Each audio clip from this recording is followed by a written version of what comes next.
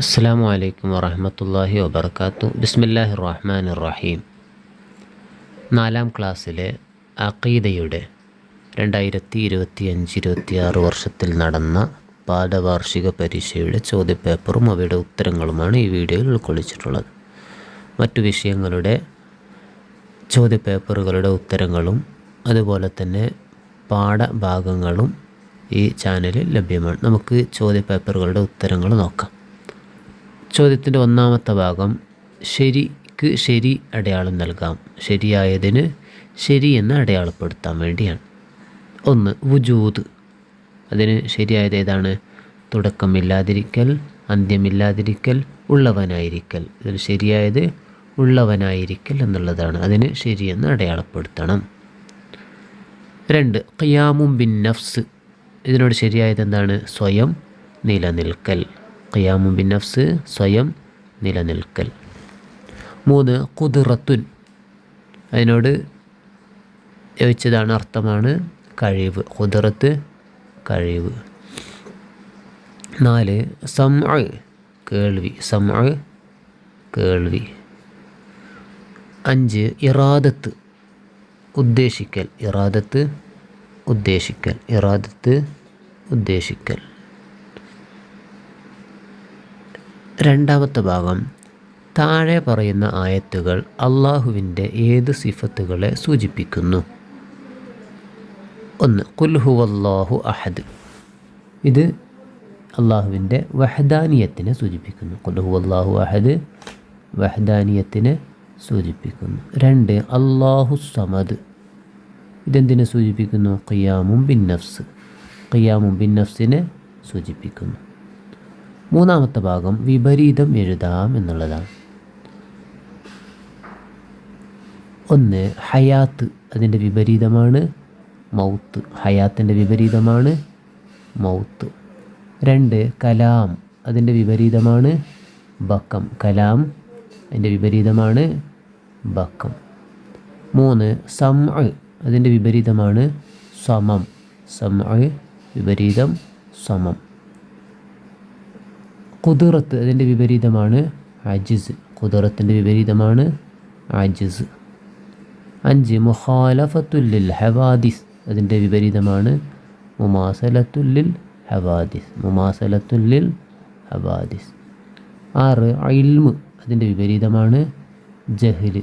ഇൽമ് എന്നതിൻ്റെ വിപരീതമാണ് ജഹ്ല്. ചോദ്യത്തിൻ്റെ 4ാമത്തെ ഭാഗം, പൂരിപ്പിക്കാം എന്നുള്ളതാണ്. ചോദ്യം 1. അള്ളാഹു മാത്രമാണ് ആരാധനക്ക് അർഹൻ. അള്ളാഹു മാത്രമാണ് ആരാധനക്ക് അർഹൻ. ചോദ്യം 2. അള്ളാഹുവിന് തുല്യമായ ഒരു വസ്തുവും ഇല്ല. അള്ളാഹുവിന് തുല്യമായ ഒരു വസ്തുവും ഇല്ല. ചോദ്യം 3. അള്ളാഹുവിൻ്റെ ഉദ്ദേശം കൂടാതെ ഒന്നും ഉണ്ടാകുന്നതല്ല. അള്ളാഹുവിൻ്റെ ഉദ്ദേശം കൂടാതെ ഒന്നും ഉണ്ടാകുന്നതല്ല. ചോദ്യം 4. ഹയാത്ത് എന്ന സിഫത്ത് ഉള്ള അള്ളാഹു ഹയ്യ് ആകുന്നു. ഹയാത്ത് എന്ന സിഫത്ത് ഉള്ള അള്ളാഹു ഹയ്യ് ആകുന്നു. 5. ബസർ എന്ന സിഫത്തുള്ള അള്ളാഹു ബസീർ ആകുന്നു. ബസർ എന്ന സിഫത്തുള്ള അള്ളാഹു ബസീർ ആകുന്നു. ചോദ്യത്തിൻ്റെ 5ാമത്തെ ഭാഗം അർത്ഥം എഴുതാം എന്നുള്ളതാണ്. ചോദ്യം 1. കൗനുഹു കാരിഹൻ. അതിൻ്റെ അർത്ഥമാണ് ഉദ്ദേശം ഇല്ലാത്തവനാവൽ. കൗനുഹു കാരിഹൻ, ഉദ്ദേശം ഇല്ലാത്തവനാവൽ. 2. കൗനുഹു അസമ്മ, കേൾവി ഇല്ലാത്തവനാവൽ. കൗനുഹു അസമ്മ, കേൾവി ഇല്ലാത്തവനാവൽ. 3. ഫിഅലു കുല്ലി മുംകിനിൻ ഔ തർക്കുഹു. ഫിഅലു കുല്ലി മുംകിനിൻ ഔ തർക്കുഹു. അതിൻ്റെ അർത്ഥമാണ് ഉണ്ടാകാവുന്ന ഏതൊരു കാര്യവും ചെയ്യുകയോ ചെയ്യാതിരിക്കുകയോ ചെയ്യൽ. ചോദ്യത്തിൻ്റെ 6ാമത്തെ ഭാഗം, ഉത്തരം എഴുതാം എന്നുള്ളതാണ്. ചോദ്യം 1. മുസ്തഹീലായ സിഫത്ത് എന്നാൽ എന്താണ്? മുസ്തഹീലായ സിഫത്ത് എന്നാൽ എന്താണ്? ഉത്തരം, അള്ളാഹുവിന് ഒരിക്കലും ഉണ്ടാവാൻ പാടില്ലാത്തതാണ്. അള്ളാഹുവിന് ഒരിക്കലും ഉണ്ടാവാൻ പാടില്ലാത്തതാണ്.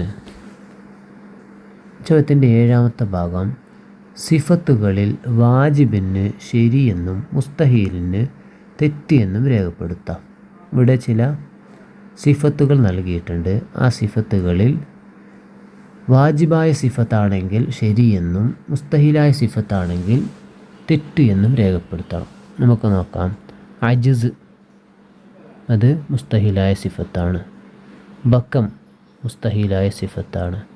ഫനാ മുസ്തഹീലായ സിഫത്താണ്. കലാം വാജിബായ സിഫത്താണ്. സമം മുസ്തഹീലായ സിഫത്താണ്. ഇറാദത്ത് വാജിബായ സിഫത്താണ്. ഖുദ്റത്ത് വാജിബായ സിഫത്താണ്. ഇഹ്തിയാജ് അതും വാജിബായ മുസ്തഹീലായ സിഫത്താണ്. ഇഹ്തിയാജ് മുസ്തഹീലായ സിഫത്താണ്. അള്ളാഹു നമുക്ക് നല്ലതുപോലെ പഠിച്ച് പരീക്ഷയിൽ ഉന്നത വിജയം നേടാൻ തൗഫീഖ് നൽകട്ടെ.